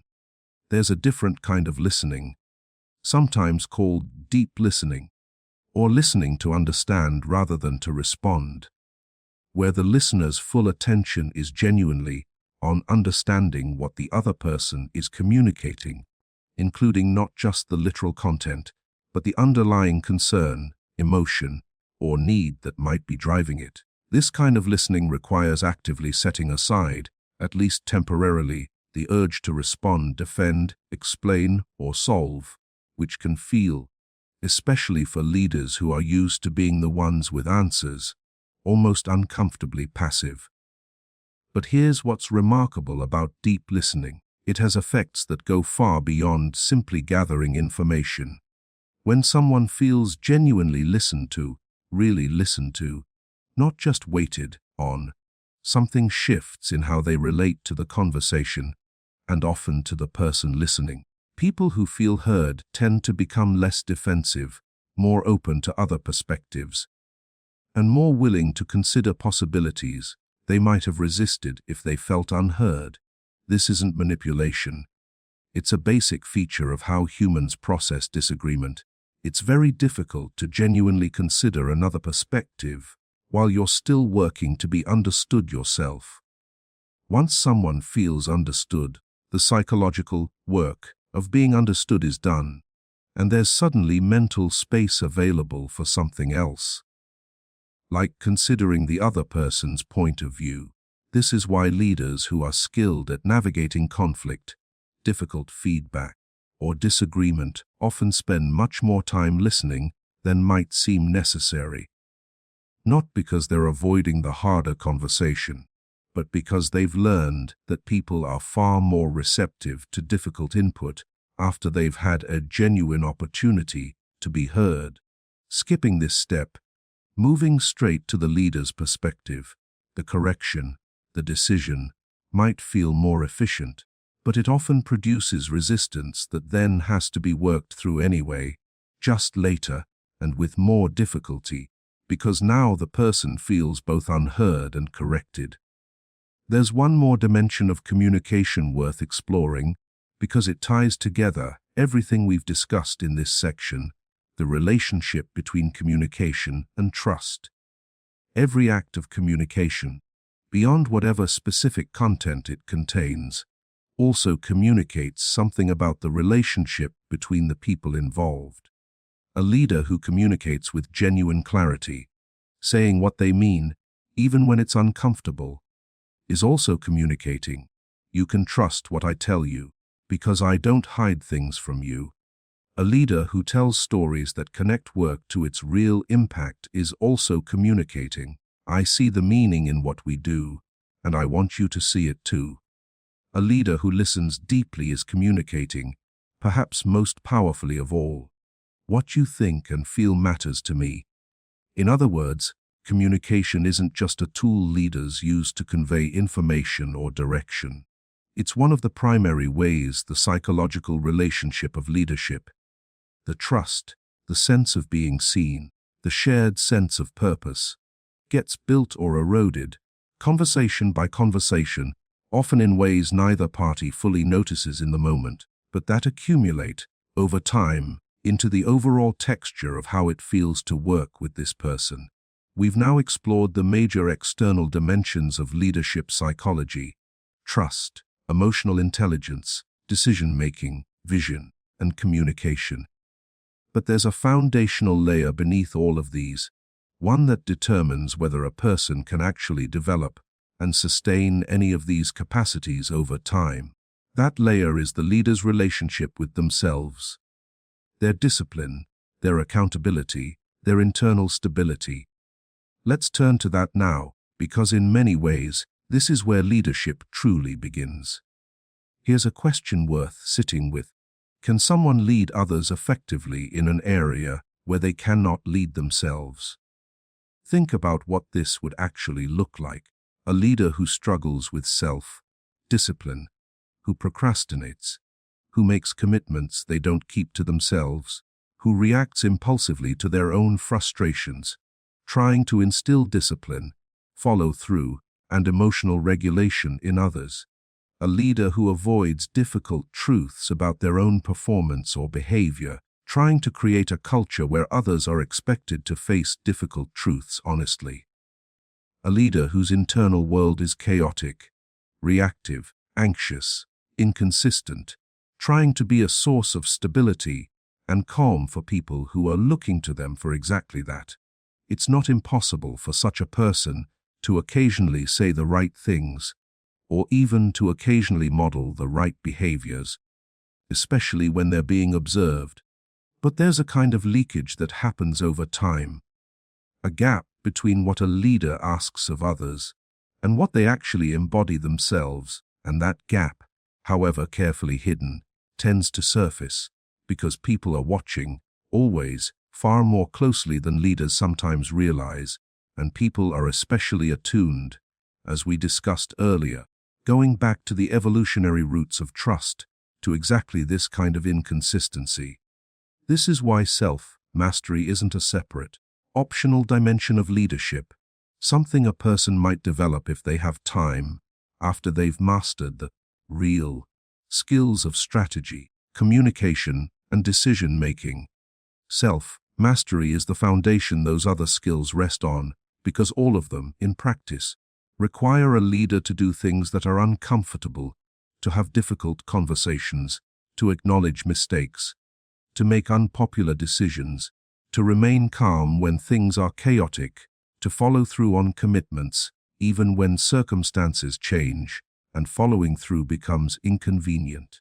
Let's start with discipline, not in the sense of rigid rule following, but in the deeper sense of the gap between what a person decides to do and what they actually do, especially when no one is watching and there's no external consequence for not doing it. This gap matters enormously for leadership for a reason that might not be immediately obvious. Leaders constantly ask others to close this exact gap. I know this is hard, but we need to push through. I know it would be easier to cut this corner, but it's important that we don't. I know you're tired, but this deadline matters. Every one of these requests is fundamentally asking someone else to do something difficult because it's right, rather than doing what's easy because it's easy.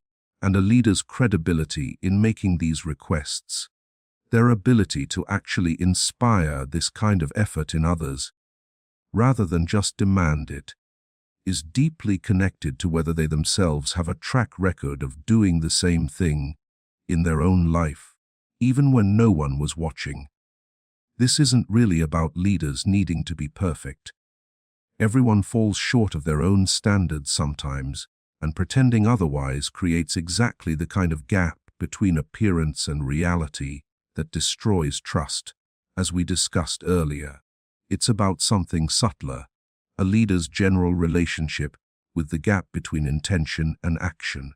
A leader who generally follows through on what they say they'll do, not flawlessly, but generally, and who's honest about it when they don't, develops a kind of internal credibility that becomes externally visible in ways that are hard to fake and hard to articulate, but that people sense. This connects to something we might call earned authority versus borrowed authority. Borrowed authority comes from a title, a position, an organizational chart. It's authority that exists because someone or some system granted it. Earned authority comes from a track record, from the accumulated evidence over time of how a person actually behaves, especially under difficulty. Borrowed authority can get someone into a room, but earned authority is what determines whether, once they're in the room, people actually want to follow their lead. Now let's talk about accountability. Specifically, the difference between accountability that's imposed from outside and accountability that comes from within. Externally imposed accountability, performance reviews, deadlines with consequences, oversight from someone with more authority, works, to a degree, for almost everyone, because most people will meet expectations they know are being monitored and enforced. But externally imposed accountability has a ceiling. It can ensure a certain baseline of performance, but it rarely produces anything beyond that baseline, because the motivation is to meet the standard being enforced, not to exceed it. Exceeding it isn't being measured, so why would it be the goal? Internal accountability is different. It's the relationship a person has with their own standards. Standards that exist and matter to them regardless of whether anyone else is watching or measuring. A person with strong internal accountability doesn't do good work primarily because they're being evaluated. They do good work because doing work that falls short of their own standards feels uncomfortable to them, independent of any external consequence. Why does this matter so much for leaders specifically? Because leaders, almost by definition, operate with less external oversight than the people they lead. The higher a person rises in any kind of leadership role, the fewer people there are actively checking their work, monitoring their decisions, or holding them accountable in the way they might hold others accountable. This means that, for leaders, internal accountability isn't just a nice personal quality. It's often the only thing standing between good judgment and the kind of slow drift that happens when no one's really checking. Cutting corners that don't seem to matter, making decisions slightly more for personal convenience than for what's actually best, letting standards slip just slightly, again and again, in ways that seem individually minor but accumulate into something significant. And here's the connection back to trust people can often sense, even if they can't articulate it. Whether a leader's good behavior depends on being observed. A leader who behaves with integrity primarily when it's visible, who's warm and patient in public but short-tempered in private, who follows process when someone might check but cuts corners when no one will, eventually reveals this inconsistency. And when they do, it doesn't just damage trust in that specific instance. It recontextualizes everything that came before, making people wonder how much of what they thought they knew about this person was actually performance. Leaders with strong internal accountability, by contrast, tend to behave consistently whether or not they're being observed. Not because they're trying to maintain an image, but because their standards are genuinely their own, not just a performance for others. And this consistency, over time, is read correctly as a signal of genuine character which, as we explored earlier, is one of the deepest foundations of trust. There's another dimension of self-mastery worth exploring: how leaders relate to their own limitations, mistakes, and areas of weakness.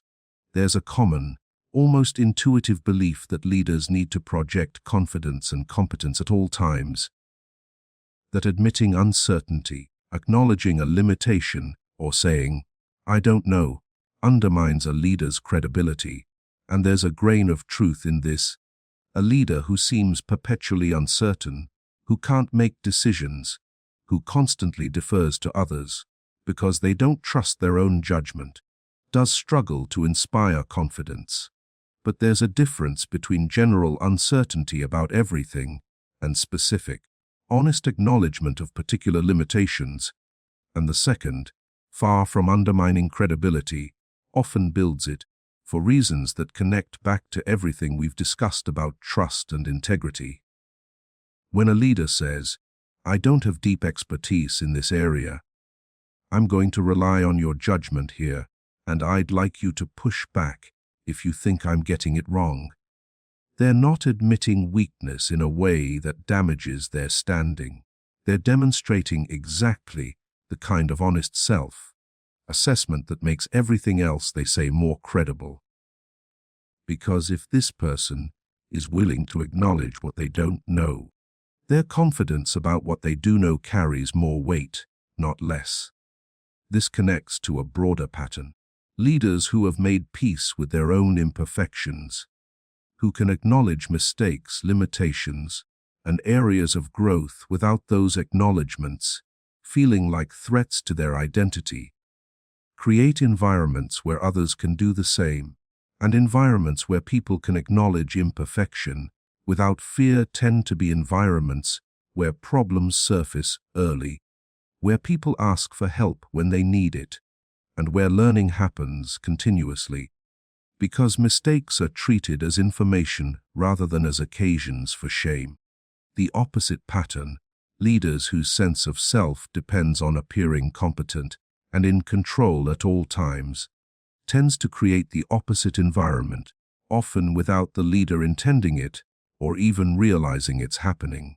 If the leader can't acknowledge their own mistakes without apparent discomfort, people learn, implicitly, that acknowledging mistakes is uncomfortable and probably best avoided, which means mistakes get hidden, problems get minimized, and the leader, ironically, ends up with less accurate information about what's actually happening than a leader who's comfortable with imperfection would have. All of this brings us to perhaps the deepest insight of this entire section, and one of the deepest insights about leadership generally. The work of becoming a better leader is to a significant degree, the work of becoming a more integrated, more self-aware, more honest person, not as separate, personal development, alongside leadership development, but as the actual substance of leadership development itself. The skills we've discussed throughout this audiobook: building trust, exercising emotional intelligence, deciding well under pressure, creating genuine vision, communicating with clarity, and listening deeply.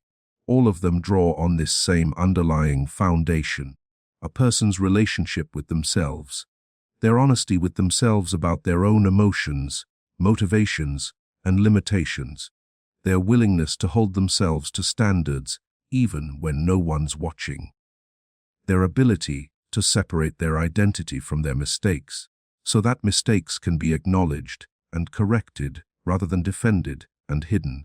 This is why leadership development that focuses only on external skills, communication techniques, decision-making frameworks, strategic models, while valuable, often falls short of producing the kind of leaders people genuinely want to follow.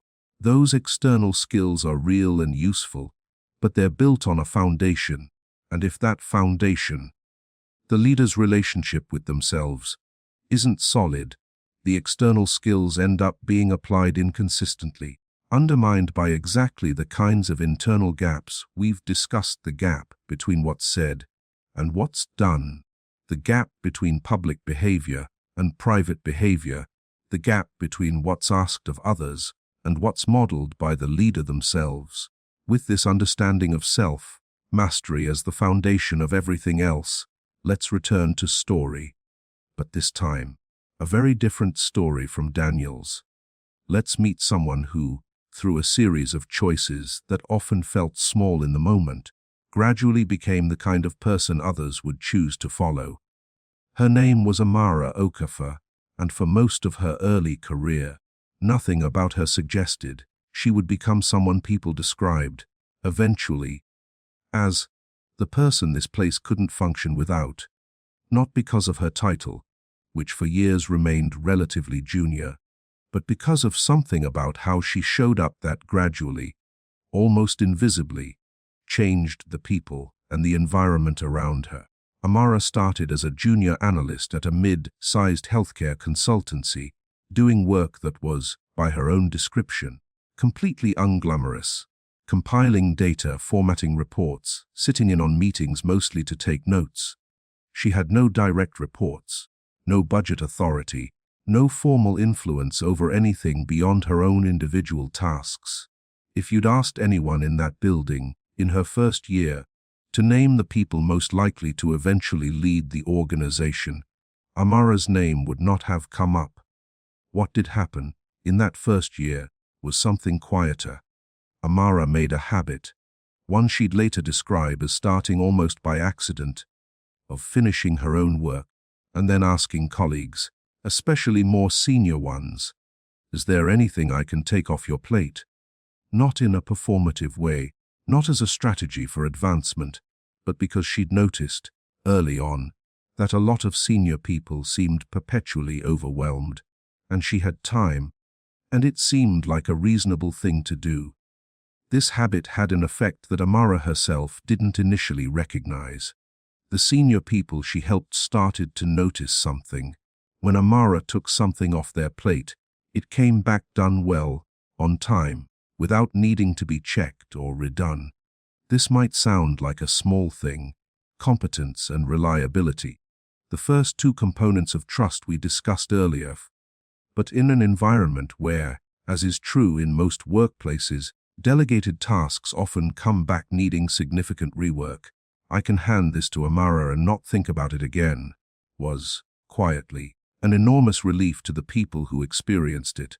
Over time, more and more got handed to Amara, not because anyone made a formal decision to do so, but because it kept working, and people, understandably, kept doing things that worked.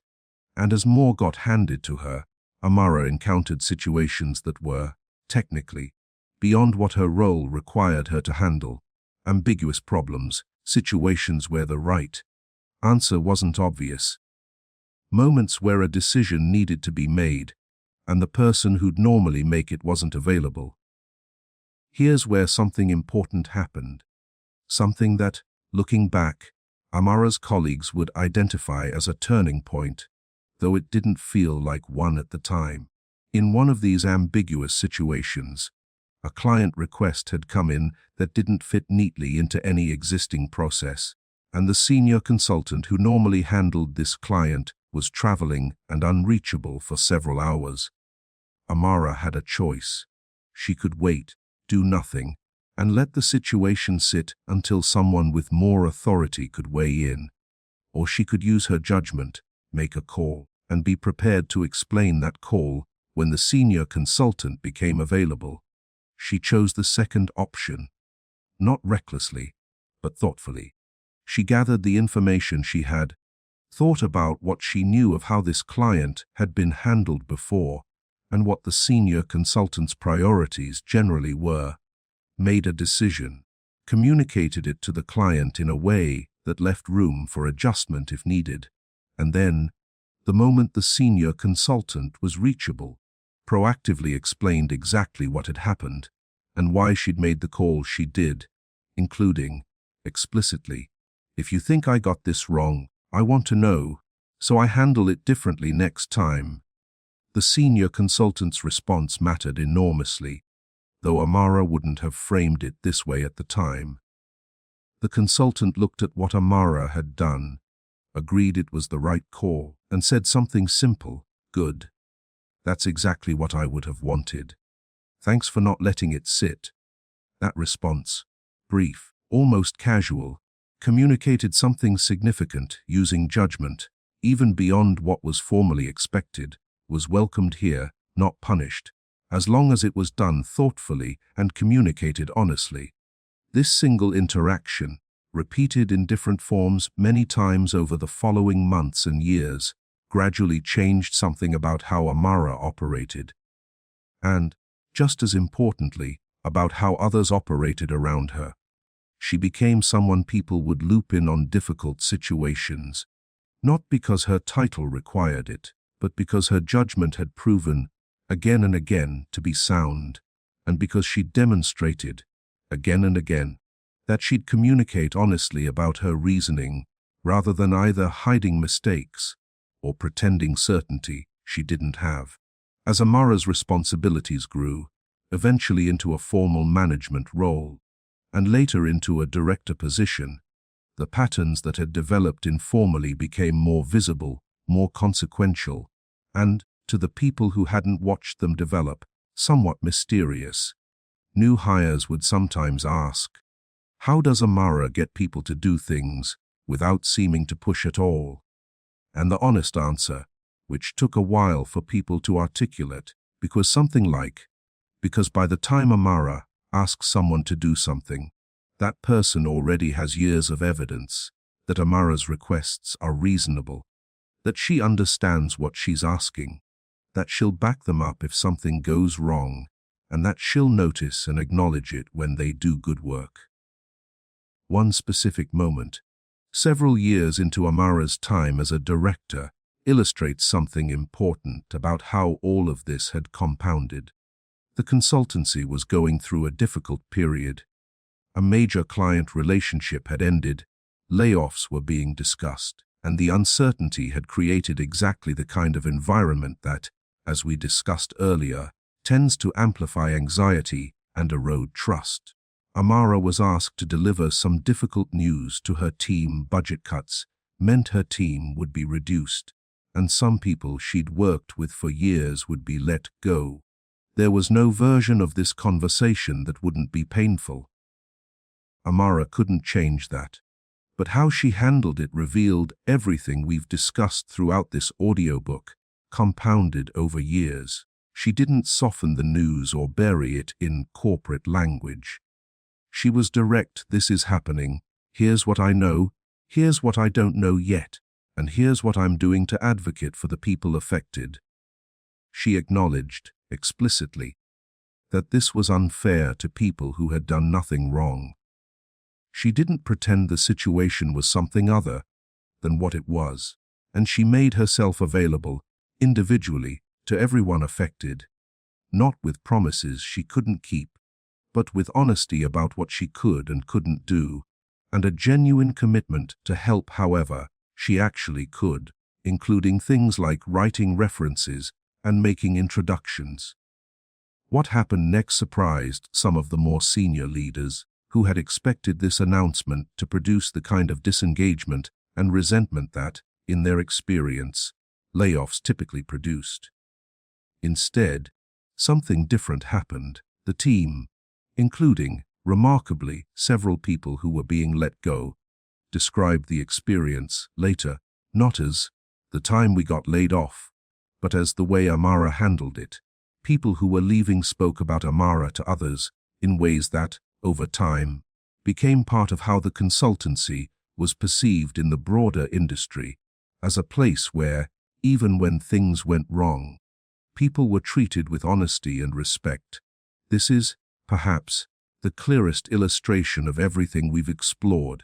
Amara's leadership in this moment wasn't really about this moment at all.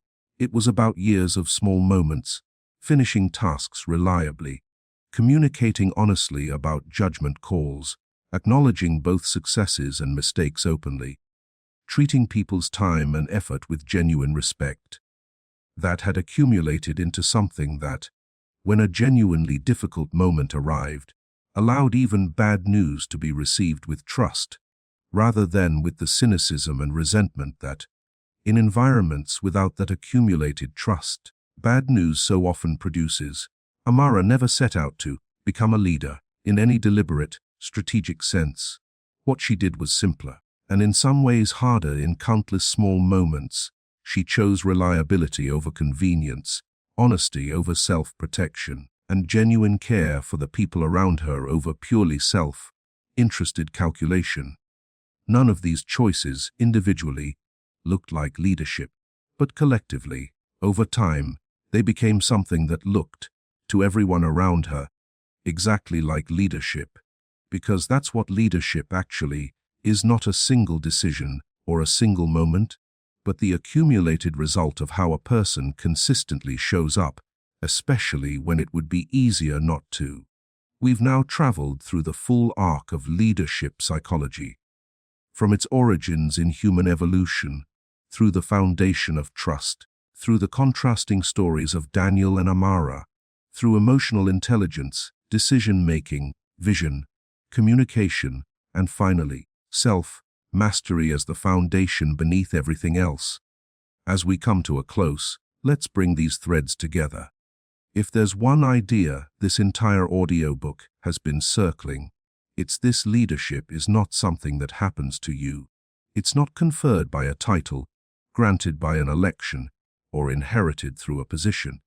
It's not something you receive and then simply possess forever once you have it. Leadership is something that happens between people, in the space of trust, attention, and influence that exists or doesn't exist between someone and the people around them. And that space isn't created by authority.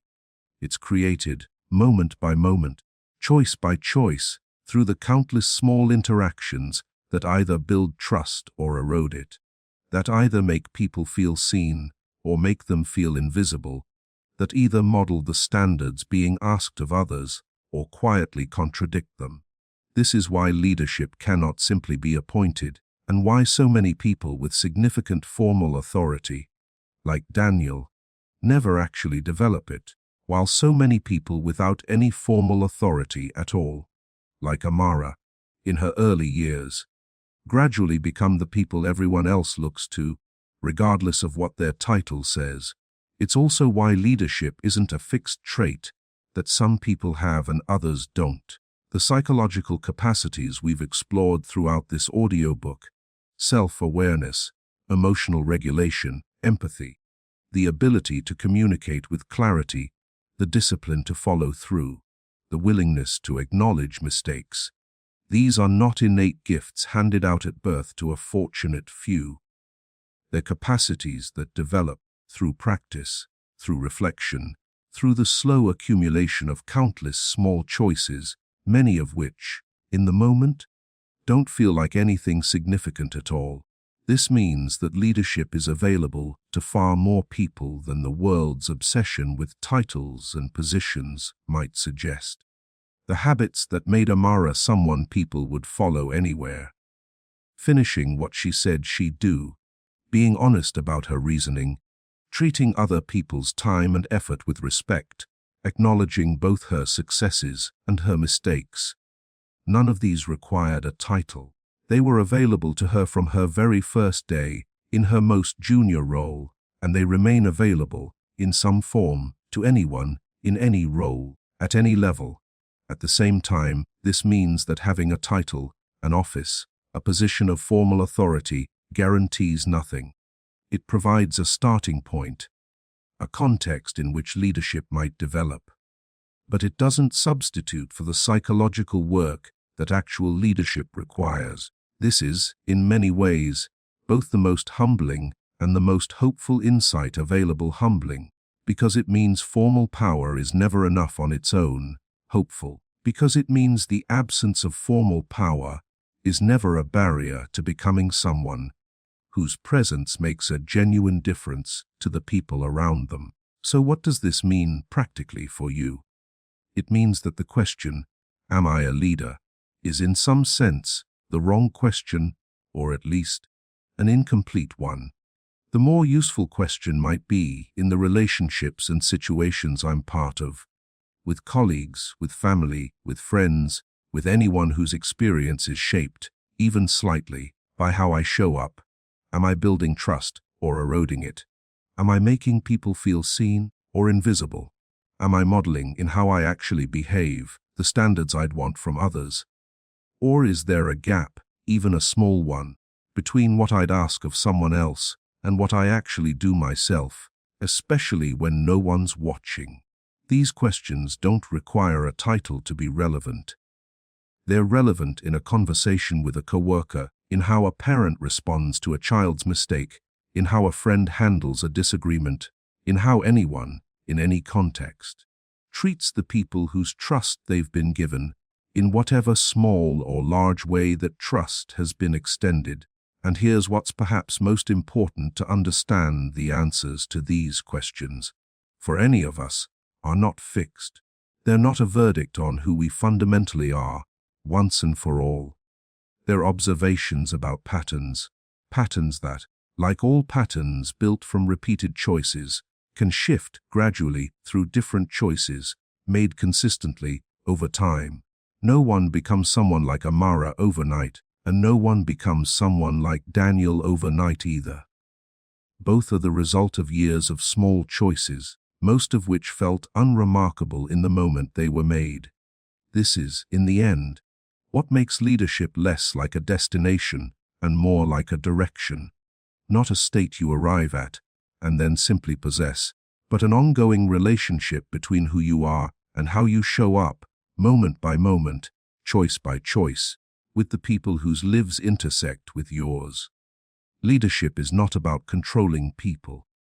Control might produce compliance for a while, in certain conditions, but compliance is not followership, and followership, as we've explored throughout this audiobook, is what actually allows people working together to accomplish things that none of them could accomplish alone. Leadership is not about demanding respect either.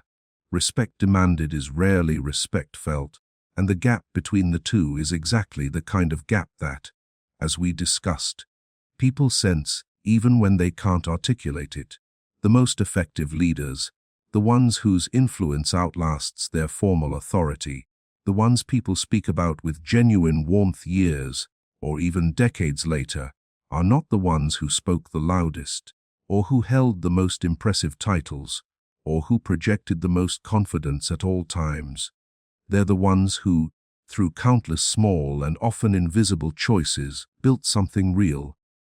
Trust that was earned and re-earned, a vision that was genuinely believed and genuinely shared, a way of communicating and listening that made people feel understood, and a relationship with themselves, honest, disciplined, accountable, that made everything else possible.